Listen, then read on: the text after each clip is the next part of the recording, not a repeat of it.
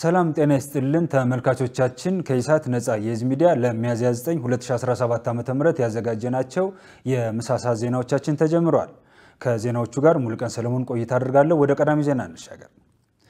የፌደራል ስነ ምግባርና ጸረ ሙስና ኮሚሽን ከቀረቡ 443 የሙስና ወንጀል ጥቆማዎች 106ቱ ለፌደራል ፖሊስ ተላልፈው ምርመራ እንዲደረግባቸው ክትትል እየተደረገባቸው እንደሚገኝ ገለጸ።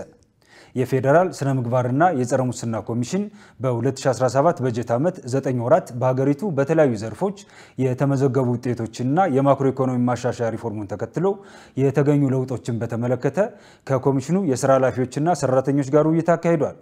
በውይይቱ የኮሚሽኑ ዋና ኮሚሽነር ዶክተር ሳሙኤል ኡርቃቶ በዲጂታል የሙስና ወንጀል ጥቆማ ስርዓት በመጠቀም ተሻጋሪ ተግባራት እየተከናወኑ መሆኑን ገልጿል። በቀረበው ሪፖርት በ2017 በጀት ዓመት 9 ወራት በዲጂታል የሙስና ወንጀል ጥቆማ መቀበያ ሲስተም 443 ጥቆማዎች ከህብረተሰቡ መቅረባቸው ተገልጿል። 19 የሙስና ወንጀል ጥቆማዎች ሊፈጸም በሂደት የነበሩ የሙስና ወንጀል ጥቆማዎች መሆናቸው ተረጋግጦ ወደ ሙስና ወንጀል ድርጊት ከመለወጣቸው በፊት በአስቸኳይ በሙስና መከላከል ሂደት ድርጊቱ እንዲቋረጥ የማድረግ ስራ ተከናውኗል ተብሏል። በተጨማሪም 106 ጥቆማዎች ለፌደራል ፖሊስ ተላልፈው ምርመራ እንዲደረግባቸው ክትትል እየተደረገ ሲሆን 45 ጥቆማዎች በክልልና በከተማ አስተዳደር ደረጃ ተገቢው እርምጃ እንዲወሰድባቸው መላኩን፣ የተቀሩት 275 ጥቆማዎች ደግሞ በኮሚሽኑ ስልጣን ስር የማይወድቁና ከሙስና ወንጀል ጋር ያልተያያዙ ጉዳዮች መሆናቸው ተጠቁሟል። የግልና የመንግስት ከፍተኛ ትምህርት ተቋማት ችግሮችን በጋራ መፍታት እንደሚገባቸው ተገለጸ። በህዝብ ተወካዮች ምክር ቤት የሰው ሀብት ልማት ስራ ስምሪትና ቴክኖሎጂ ጉዳዮች ቋሚ ኮሚቴ የግል ከፍተኛ ትምህርት ተቋማት በሚያነሷቸው የአሰራርና የህግ ማዕቀፍ ጥያቄዎች ዙሪያ ከባለድርሻ አካላት ጋር ውይይት አድርጓል።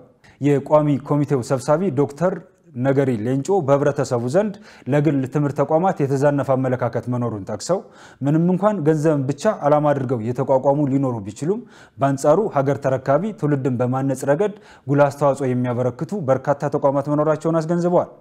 የትምህርትና ስልጠና ባለስልጣን ዋና ዳይሬክተር ዶክተር አህመድ አብተው በበኩላቸው የትምህርት ጥራትን ለማስጠበቅም የመምህራንን የማስተማሪያ ጊዜ ጫና ከመጨመር ይልቅ በቂ ቁጥር ያላቸውን መምህራን በመቅጠር በተቀመጠው የጊዜ ገደብ መሰረት ማስተማር አስፈላጊ መሆኑን ተናግረዋል።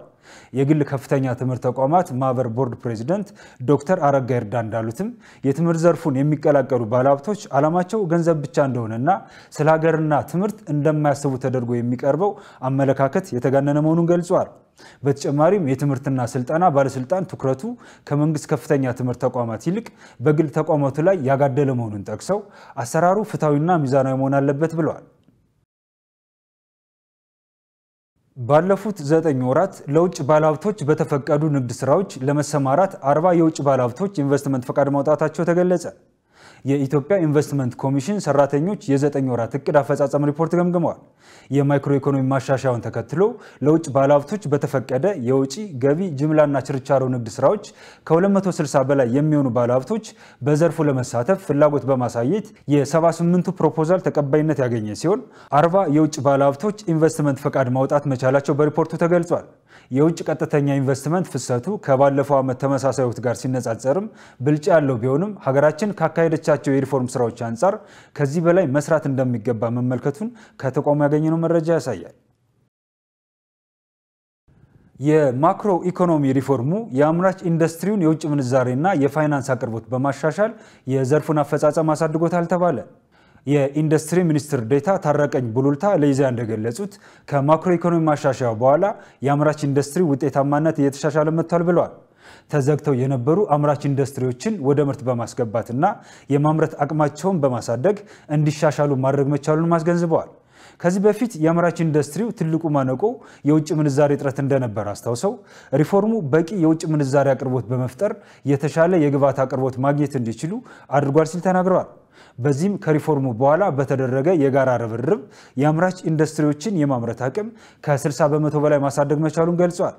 አምራች ኢንዱስትሪው ምርቶችን ለውጭ ገበያ በማቅረብ የውጭ ምንዛሬ ግኝትን ማሳደግ እንደሚጠበቅበት ተናግረው ዘርፉ በተያዘው በጀት ዓመት $276 ሚሊዮን ገቢ ማስገኘቱን ጠቁመዋል። ኢትዮጵያና ኬንያ ሶስተኛውን የድንበር ንግድ ድርድር በኬንያ አካሄዱ። በድርድር መድረኩ የኢትዮጵያ ጉምሩክ ኮሚሽን ኮሚሽነር ደበሌ ቃበታ፣ የንግድና ቀጠናዊ ሚኒስትር ዶክተር ካሳሁን ጎፌ፣ የኢሚግሬሽንና ዜግነት አገልግሎት ኃላፊ ሰላማዊት ዳዊትና በኬንያ የኢትዮጵያ አምባሳደር ጀነራል ባጫ ደበሌ ተገኝተዋል። የአዲስ አበባ ከተማ አስተዳደር የትራንስፖርት ቢሮና የኢትዮ ኢንጂነሪንግ ግሩፕ በጋራ መስራት የሚያስችላቸውን የመግባቢያ ሰነድ ስምምነት ተፈራረሙ። ስምምነቱን የፈረሙት በአዲስ አበባ ከተማ አስተዳደር የትራንስፖርት ቢሮ የመሰረተ ልማት ዘርፍ ምክትል ቢሮ ኃላፊ አስመሮም ብርሃኔና የኢትዮ ኢንጂነሪንግ ግሩፕ ዋና ስራ አስፈጻሚ ኮሎኔል ሸጋው ሙሉጌታ ናቸው።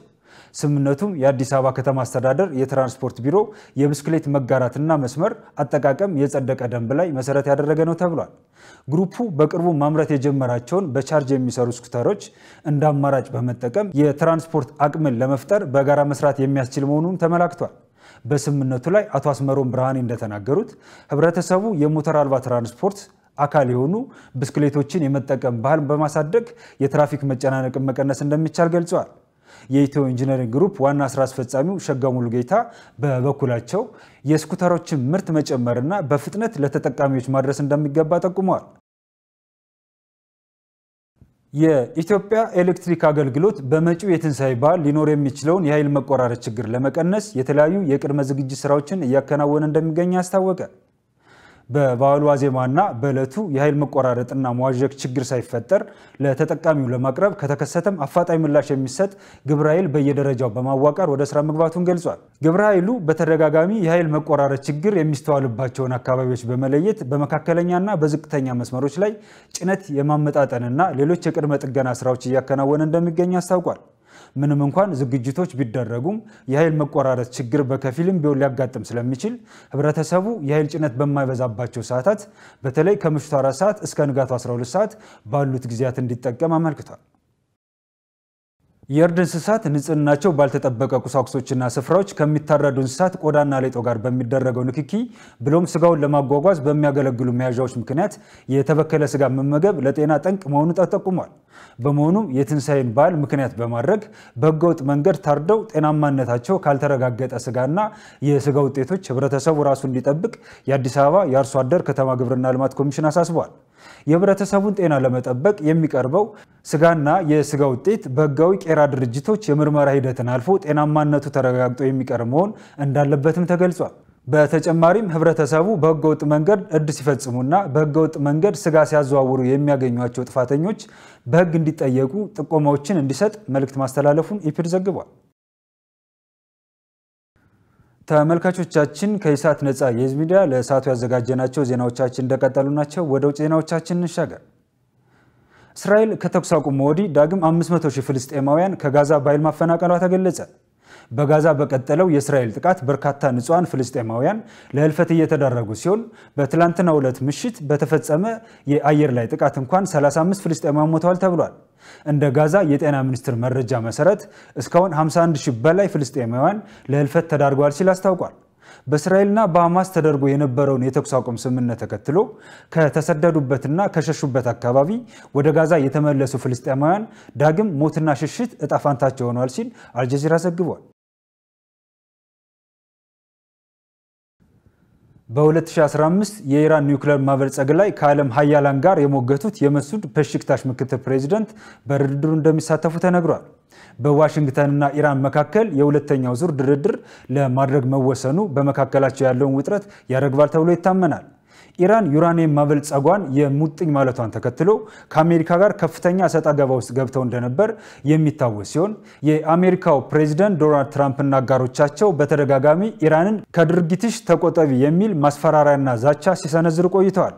ትራምፕ አክለውም በተደጋጋሚ የኢራን ዩራኒየም ማበልጸጊያዎቿ ላይ የአየር ድብደባ እንደሚፈጽሙ ሲዝቱ ነበር ተብሏል።